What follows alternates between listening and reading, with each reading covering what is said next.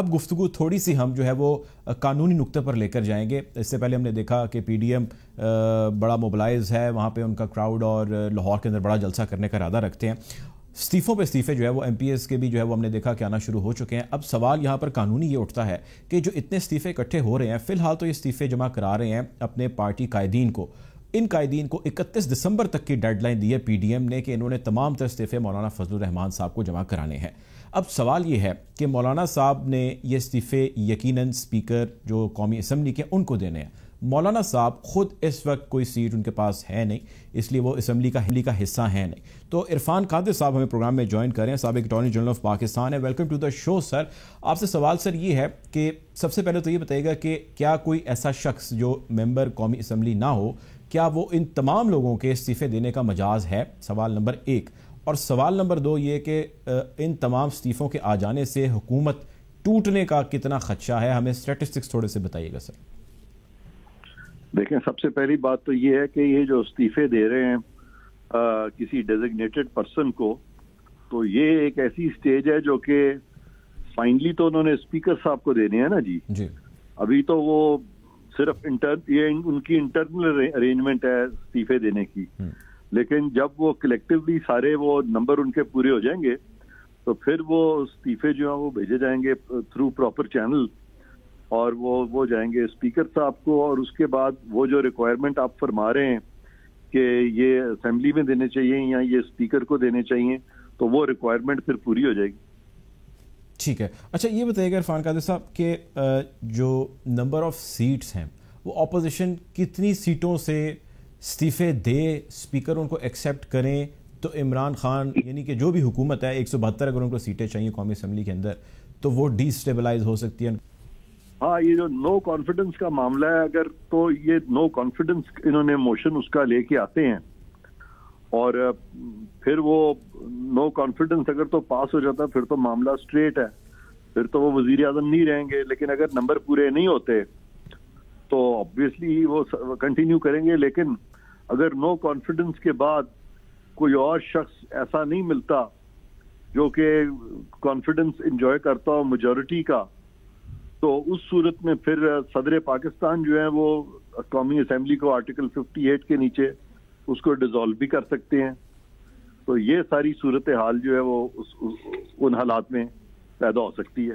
اچھا یہ بتائیں سر، اگر ایک اندازہ ہے، ایک بازگشت چل رہی ہے، مختلف تھیریز آ رہی ہیں، کانسپریسی تھیریز زیادہ آ رہی ہیں کہ اگر 150-160 کے قریب استعفے اپوزیشن کی 11 جماعتیں جو ہیں وہ آپس میں مل کے دے دیتی ہیں، تب کتنا خطرہ ہے عمران خان کی گورنمنٹ کو؟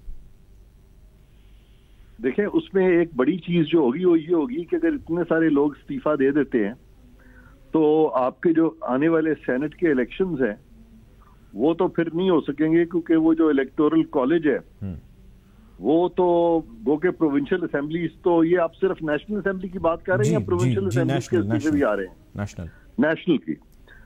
ہاں، اب یہ اب ذرا تھوڑی سی دیکھنے والی چیز ہے، کیونکہ جو جہاں تک تعلق ہے وہ سینٹ کا، اس میں 2 سیٹیں ایسی ہیں جنرل سیٹس، اور ایک خاتون کی اور ایک ٹیکنوکریٹ کی، جو کہ وہ فیڈرل کیپٹل سے جن کو کہ الیکٹ کرانا ہے، تو وہاں پہ جو الیکٹورل کالج ہے وہ پروونشل اسمبلی شاید نہیں ہوگا۔ تو لیکن جو پروونشل اسمبلیز تو آپ کہہ رہے ہیں کہ ڈیزالو نہیں ہو رہی نا جی، یعنی پروونشل اسمبلی سے تو استعفے نہیں دیے جا رہے۔ جی ان سے استعفے نہیں جا رہے۔ اگر نیشنل اسمبلی سے ہو تو تب میں پوچھ رہا ہوں کیا امپیکٹ ہے اس کا؟ ہاں، اس کا تو obviously امپیکٹ تو صرف وزیر اعظم اور حکومت پہ ہوتا ہے نا، کہ اگر نیشنل اسمبلی میں اگر وہ ممبر ہی نہ ہو وہاں پہ، کیونکہ جو الیکٹورل کالج ہے وہ تو members of the provincial assembly وہ کانسٹیٹیوٹ کرتے ہیں سینٹ کا الیکٹورل کالج، تو وہ نیشنل اسمبلی تو نہیں کانسٹیٹیوٹ کرتی نا جی۔ ٹھیک ہے۔ اچھا عرفان قادر صاحب یہ بتائیے گا، لاسٹ کوسچن ٹو یو، کہ آپ ماہر ہیں قانون کے اور اس پہ ایک اچھی گرپ رکھتے ہیں، یہ بتائیے کہ اپوزیشن اس وقت کتنی سالڈ لیگل گراؤنڈز پہ کھڑی ہے کہ وہ حکومت کو گھر بھیج سکے؟ ہاں دیکھیں، اگر بہت سارے استعفے چلے جاتے ہیں تو پھر آبویسلی اتنی سیٹوں پہ تو پھر الیکشنز کرانے پڑیں گے، بائی الیکشن، اور کیا ان حالات میں حکومت جو ہے اس پوزیشن میں ہے کہ وہ الیکشنز کرا سکے؟ اور وہ اگر الیکشن نہیں کرا سکیں گے تو پھر کیا ہم کہہ سکتے ہیں کہ ملک جو ہے وہ آئین کے مطابق چل رہا ہے؟ اور پاکستان میں جب ملک جو آئین کے مطابق نہیں چل رہا ہوتا تو اس میں کیا کیا طریقے ہوتے ہیں حکومت چینج کرنے کے؟ تو ایک تو جیسے میں نے کہا کہ اگر تو ووٹ آف نو کانفیڈنس آ جائے تو وہ تو ایک طریقہ ہے جس میں کہ پھر کیئر ٹیکر سیٹ اپ آئے گا. لیکن اگر نو کانفیڈنس نہیں آتا لیکن بہت سارے ممبران جو ہیں وہ استعفیٰ دے جاتے ہیں اور ایک غیر یقینی کسی صورتحال جو ہے وہ پیدا ہو جاتی ہے اور پھر ابھی الیکشنز ہونے ہیں اور حکومت الیکشنز کرانے کے بھی قابل اگر نہیں رہتی یا کرانا نہیں چاہتی تو پھر حکومت کا جو ایک آئینی جواز ہے وہ کمزور پڑ جائے گا. اور جب وہ کمزور پڑتا ہے تو پھر ہم نے دیکھا ہے کہ جوڈیشری کے فیصلے بھی آتے ہیں اور پھر ہم نے دیکھا ہے کہ تھرڈ فورس جو ہے اس کو بھی کئی دفعہ آنا پڑتا ہے صرف اس چیز کے لیے کہ ملک میں دوبارہ الیکشن کرائے جائیں اور اس دورانیے میں ایک نیشنل گورنمنٹ بنا دی جاتی ہے اور یہ معاملہ بھی عدالت میں جاتا ہے اور عدالت اس کو جسٹیفائی کر دیتی ہے on the ground of law of necessity یا پھر سیلس پاپولائی سپریما لیکس جیسے کہ ظفر علی شاہ کیس میں کیا تھا.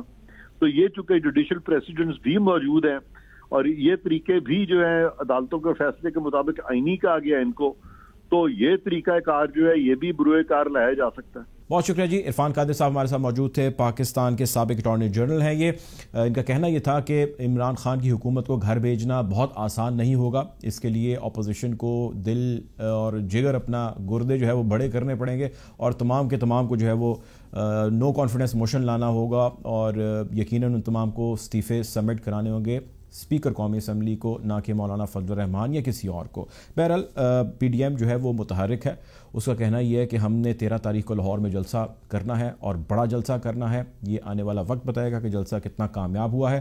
اس حوالے سے ہم آپ کو مزید اپڈیٹ کریں گے. اب تک کے لیے اتنا ہی. اللہ حافظ.